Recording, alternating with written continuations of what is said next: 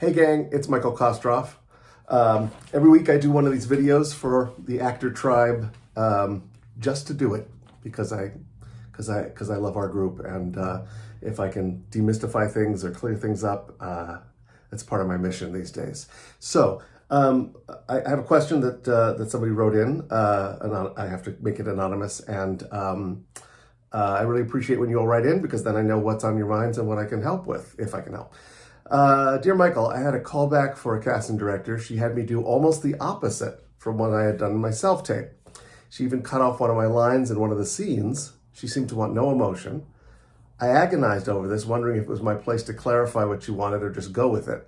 And would she have shown the first audition to those it was for? In other words, if she didn't take the note, I guess, would she still have forwarded the video? I now think it would have been just good to have it clear at the top. It was all very confusing and left me feeling lousy. So if there's a question in this, it's how much can we ask for clarification of what's being asked? I can't believe a casting director would work against me. She's cast me in 2 TV gigs, but it felt so dismissive. Okay, so, there's a lot in here. Thank you for writing this question. I think there are a lot of people who relate to this kind of experience. So let me just work backwards. No, casting directors are not sabotaging you. They're just trying to do their job and get a cast. And if they're spending time with you, it's not to torture you. It's because there's something there and they think that they can get you to the right place where you would be a candidate for the booking. So let's put that out of our minds. That's a weird thing we do to ourselves, where we make them these evil casting directors, and they're not. I mean, really, just generally speaking, they're not. I'm not saying there aren't a few assholes, but most of them aren't. I think more often we put that on them. I hear this a lot from actors, questions that begin with, is it all right to? I didn't know if I should. What's allowed? And those are all questions that I find very suspect, and I want us to look at those very suspiciously, because if we think, here's one professional who's doing casting and some other professionals who are doing acting and meeting to see if they can work together, it doesn't serve us to keep casting ourselves as little beggars, to keep putting ourselves in the position of like, oh, I don't want to offend. This terror of offending really gets in the way of doing good work and really does not instill confidence. It's a misguided idea that we will ingratiate ourselves if we're very small and don't interrupt and don't ask, blah, blah.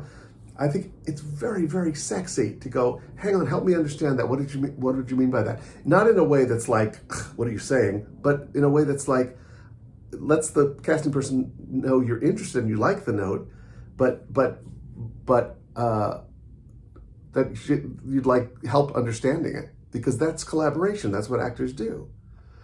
I would not get too hung up on the fact that the direction might be different from what you did in your self-tape. It doesn't matter if it's different. This is somebody working with you. It's like rehearsal. The specs may have changed. The script may have changed. We don't have to worry about any of that. What we do get to do is play and go, oh, all right, let me try that. Great. And it's much more appealing to be around somebody like that. And, I don't believe this stuff about you just have to be confident. Who's confident? I'm not confident. I've got 100 TV credits. I'm not confident. So I think that's too much to ask. But what I do think is, can we embrace the fun instead of trying to get it right or make sure we don't offend? The fun of going, okay, let's play. Let's play some more. It's always a compliment if they give you an adjustment of any kind. And if they cut you off, it's just, she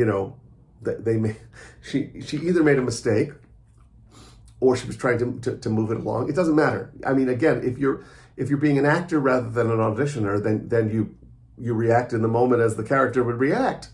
Would your character say, hang on, I'm not finished, I also want to tell you this? Or would your character just go, all right, I'm just going to let it go and stay in it? And I really, really want to encourage you to start looking at those questions that start with, is it okay? Is it okay to send 2 takes? Is it okay if I don't have my, blue background? Is it okay if it's okay? You're the artist. You're the one doing the presentation. As I often say in my class, I don't want to go to the dentist and have the dentist go, is it okay if I use this drill? Because I think it would be better. You're the expert. Please do the thing that you do. So as the actor, isn't it more appealing for the actor to go, I want to start again, or I need some clarification on that. Great. I think I don't think that puts you in a bad light. And you said that this was very confusing and left you feeling lousy. You would have felt less lousy if you would just take up some damn space in the audition and say, hang on. I'm processing because this is a little different from what I did in the audition, which is great, but I just want to make sure that I'm understanding what you're asking for. It's really not, it's not off-putting. What I think is off-putting is us being these mousy little people who are like, I didn't want to say anything. I thought I might offend. Who's that serving? No one. No one. I don't mean to be I don't mean that you should be offensive. I think you should practice what I call gracious strength and show up as somebody who belongs there, you know, whether it's on tape or in the room. Is this landing with you? I hope it is. I really hope it is, because this is a whole category of actor questions that I hear all the time. And the reality is there isn't an absolute. When people say, well, is it okay to sit during an audition? Is it okay for whom? If it's okay for you as the person doing the presentation, then you should sit. But someplace out there, there's a casting director who will say, I'd rather you stood. Great, no problem. You're able to do it. But you agonized over this, wondering if it was your place to clarify. Friend, it is your place to clarify. Because clarifying enables you to serve them better and to come closer to getting in the ballpark of what they're asking you to do. I think anyway, I think I've made my point. I hope I have. And you know what? You can always follow up with me again and we'll discuss further. But yeah, this is a very bad habit, and a very common habit among actors is to just take this mousy approach, like we dare not ask for something that will help us do our work better. All right, I've rambled as I do. Please share these videos with friends if you'd like to. I don't get anything out of it. I just want to help as many actors as I can. And I'll see you next week. Hope you're having a good one. Bye.